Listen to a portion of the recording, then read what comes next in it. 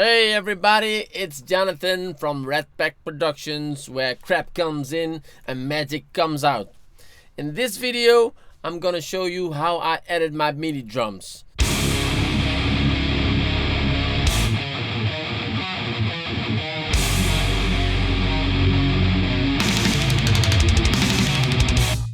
Welcome back. On this channel, you'll be getting test videos of recording techniques, gear reviews, and making of videos of band recordings. So if you're new here, please consider subscribing. Let me start by saying that you need some kind of knowledge about bars and timing and beats to see and understand what I'm doing in this video. And if you can't follow me at all and I need to make a more in-depth video about this subject, please let me know in the comment section. Cubase is the DAW I'm using for a long time now. I'm not really a Cubase specialist, but I know my way around. For the sample library, I use Superior Drummer, but any good sounding realistic library would be fine for this tutorial. I would like to show you two main ways I use MIDI to create and or fix drums. The first is to create a loop in Cubase and insert MIDI information with your mouse. And the second way is by playing it on a MIDI instrument or some other kind of MIDI device. And then editing and tweaking the MIDI notes to your liking to get the best results. Typically, I would record MIDI drums with the drummer to a guitar part which is played to the metronome in Cubase. It is essential that you use a metronome in your DAW to record the drums, otherwise it will be a pain in the ass to make the drums sound tight. All the vertical lines in Cubase wouldn't give you any reference where you are in the bar or beat, so you would have to straighten everything out by ear. A whole lot of more work, and you need a really good ear to make it sound professional. So let us first see how to set up a metronome or click track or whatever you want to call it to determine the speed of your track. You can set up the tempo in a few ways in Cubase. A fixed tempo throughout the whole song, or you can draw out a tempo map by clicking Ctrl-T on a Windows computer or on a Mac Command-T to open the tempo map window. Here you can literally draw in the tempo changes of your song. For now, we'll keep the tempo at a fixed speed.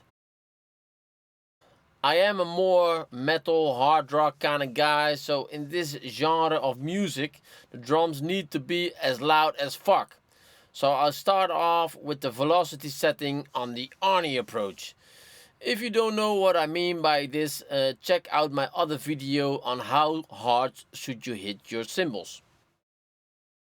If I want to create a drum loop from scratch, I normally set up a loop and insert MIDI notes like this.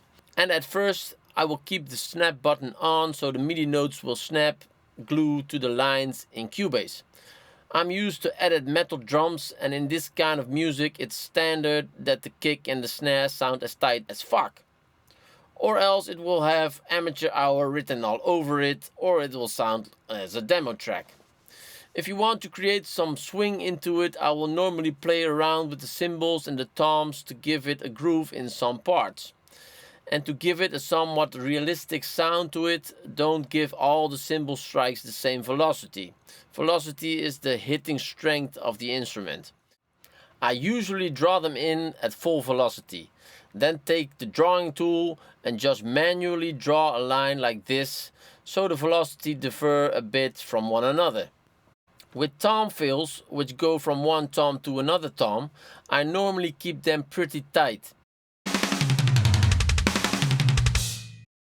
But in the parts where there are like toms hitting at the same time, I will manually keep them a bit apart like so. Or it would really sound like a robot doing it. It is actually a robot doing it, but we want it to sound a bit humanized.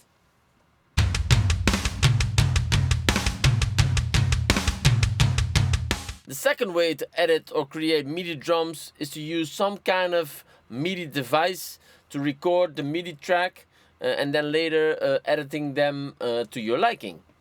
I prefer to use a MIDI drum kit with somebody who knows how to hit it, of course. In this way I feel the drum parts are more realistic than when you edit them from scratch. Every drummer uses his own fills, his own timing stuff, which is difficult to replicate with your mouse and keyboard. You can see that I use the iterative quantization function to tighten the drum performance. With this button on, Cubase moves the MIDI notes closer to the right time rather than aligning them perfectly straight. This helps for the drum to feel more humanized. On this particular drum track, I switched the Quantize preset between 1/8 of a note to 1/16 regularly. This way I can ensure that the notes will be quantized at the right place. But always check parts you've tightened by ear, by listening them back once in a while. That way you can make sure every hit is in the right place. So if you want something sounding like a human has played the drums, even if you're using samples for the sound, I would recommend this way to create your drum parts. But if you have no monkey for the drums, or you don't have a MIDI kit, then you'll have no choice than to edit them manually. So this is the way I edit and create drum tracks for ideas and songs. If you have any questions, comments, or tips from me, let me know in the comment section. Thanks for watching. Jonathan out, RedPack Productions.